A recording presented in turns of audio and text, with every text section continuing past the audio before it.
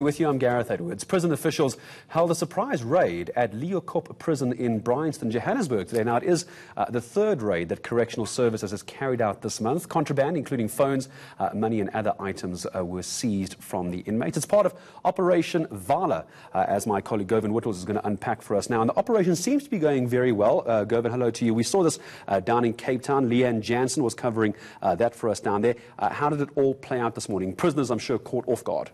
Yeah, definitely caught off guard. So this is another installment in Operation Vala, and basically they've been going around the country. As you mentioned, they were in Cape Town, they were in the Free State, also the Eastern Cape. They started here in Joburg at the notorious Sun City prison, the Johannesburg correctional facility, and that brought forward a lot of contraband. Sun City living up to its reputation there. But at Leeuwkop this morning, this is the raid that happened after Christmas Day, and that was evident just from the contraband that was found by the guards. Among them, Mkomboti beer.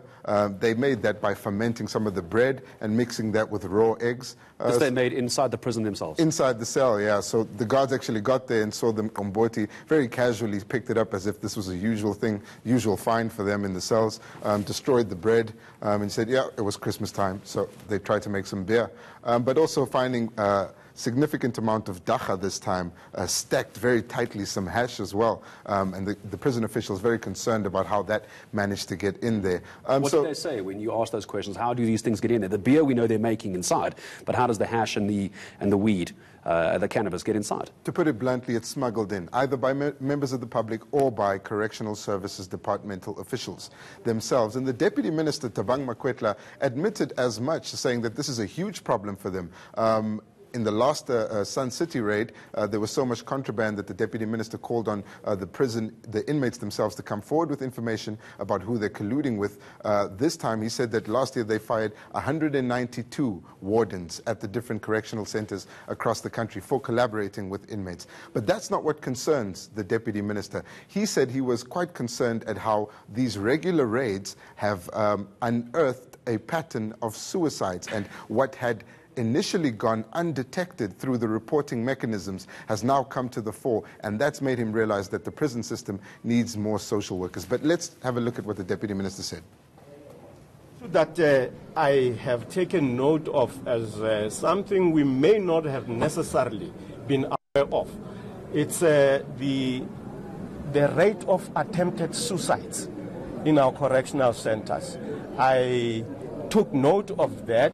And I think together with management and the leadership, we are going to have to look at the capacity of social workers that the department is functioning with, meaning access to social workers by by inmates. Over and above these social workers assisting in elaborating sentence plans for them, the things they believe we must do with them to help them correct their behaviors, but just on an ongoing basis. The different moods and moments that they encounter that may depress them to a point where some of them attempt to commit suicide. So Govan Whittles, listening earlier to the Deputy Minister of Correctional Services, Thabang Makwetla there. Govan, I don't think people realize the sort of social support these prisoners need, especially at a time like this. They're behind bars, loved ones are not there, perhaps unable to see them for various reasons as well. So clearly a much bigger issue than we realized. Definitely a much bigger issue, but also because it's the festive season, this is the most dangerous time for inmates. Not only because they face possible attacks by other inmates in the cells that they're living in. By the way, the cell that we visited today had well over 60 beds in it, and it wasn't that big. It was about the size of a normal classroom in South African schools. So these guys are packed in there, literally sleeping about a half a meter away from each other with double beds, and they're living in a cell which is dominated by a gang, in most instances the Numbers gang, and they're forced to follow the rules of the Numbers gang as well as the rules of the correctional facilities themselves. So the Deputy Minister did point out that all of this is having tremendous impact on the inmates, and it's led to these suicide attempts. Just for some statistics, he said that this year alone there have been 16 attempted suicides at the facilities across the country. Bear in mind there are about 243 correctional facilities across the country, so the number may not seem that big, but it's certainly a point of concern for the Deputy Minister. I know you've covered these sort of stories previously, Govan, and no one is expecting, despite the title of Sun City, I know that isn't where we were today, but it's not meant to be a holiday. But did you get a sense that perhaps there was overcrowding, that was worse than it should have been? And if so, was that question raised by any media? Yeah, there definitely is overcrowding in South Africa's correctional facilities. The minister, the Deputy Minister himself, says that the average capacity of each prison is being overrun by 150%. So that's the average situation, and Leeuwkop is certainly no different. So that is what we saw today, and that's part of the reason why they have so many beds in these cells. So overcrowding is traditionally looked at as prisoners who have to sleep on the floor because there aren't enough beds available. So here they are bringing in more beds and thereby making the spaces smaller and smaller to the point where, as we saw today, there's a bed right next to the toilet where the person is sleeping as well. So spaces that were usually open. Issues there.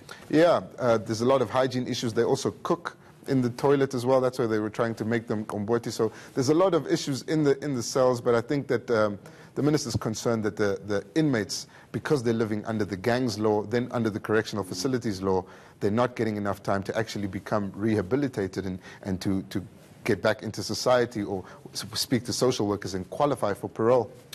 Two obvious questions coming off of what you just said. One is, if the prison officials are so aware of these gang laws, as you said, and you said it's gang law first, then the prison law, what do the prisons do about the prison officials do about these gang laws? If they know about them, what's their method to try and get on top of this?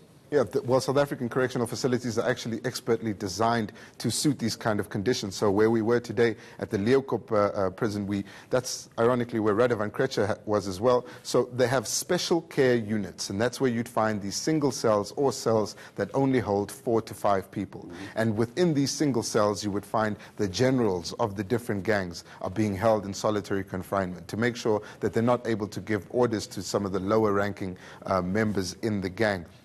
Of more concern, though, is the fact that they're coming, or what's coming up out of the raids is more and more cell phones. And the Deputy Minister saying today that they're concerned that these cell phones are being used to carry out crimes outside. So the guys are orchestrating the crimes in jail. At most time, the senior members of the gangs then giving the cell phone to someone else and telling him to pass on the message. So there's a whole network which seems like it's been coming on for a while and it may be embedded in the system, but Operation Vala is certainly bringing to the fore most of the Department of Correctional Services problems. It is, and I'm so glad you brought up the word problems there, because I think I do need to perhaps end off with this question, is what happens with those prisoners that were caught with the contraband, with the cell phones? The beer, perhaps one could look the other way. It was made internally, not particularly dangerous, perhaps against prison rules, but what happened to those prisoners who were found to have either those cell phones or contraband today? It's one thing to have a raid on television, and it looks good for the cameras, and here we are talking about it. What happened to those prisoners who were found with any of this? Right, so one of the most important things about being in prison for these inmates is having privileges, the privileges to go outside, and essentially that's the kind of stuff that gets taken away as soon as you're found with contraband. So the process is that once the emergency security team arrives at the facility, they lead the prisoners out of the cell, they go inside, and if they find something at the bed, they call the prisoner back in. He needs to explain how that ended up in his locker or on his bed, and immediately a new form for an investigation is launched on the spot. So every piece of contraband that's found, there's a supporting documentation which will lead to an investigation into these inmates. And essentially they lose things like visiting privileges, early parole, being able to leave early, and in the worst cases, when they're found with weapons and with drugs, they may appear before a judge back in court and find themselves with a few more extra years added to their sentence. Govan Whittles, thank you very much indeed for going to take a look at what is happening as far as prison raids are concerned. My thanks. And also you can catch plenty more from what Govan did as far as his prison stories are concerned on our website.